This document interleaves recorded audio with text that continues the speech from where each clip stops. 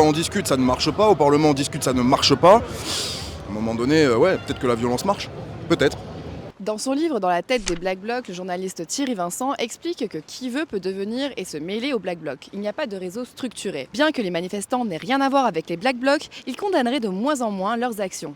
En cette 10e journée de mobilisation, nous avons donc posé la question à des manifestants présents dans le cortège à Bordeaux. Que pensez-vous des agissements des Black Blocs ? On est toujours contre et que le meilleur moyen de faire passer le message, c'est par d'autres moyens légaux, mais ils deviennent difficiles à trouver en ces temps.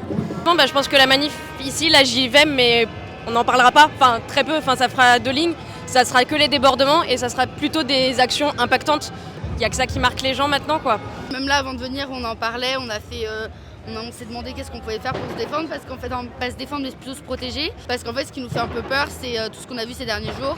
Il y a certaines personnes qui commencent à être violentes envers les CRS ou même en général, et après, du coup, il y a les CRS répliquent. Ça fait que ça devient beaucoup moins sécurisant pour les personnes qui veulent manifester pacifiquement. Honnêtement, moi, je suis pour.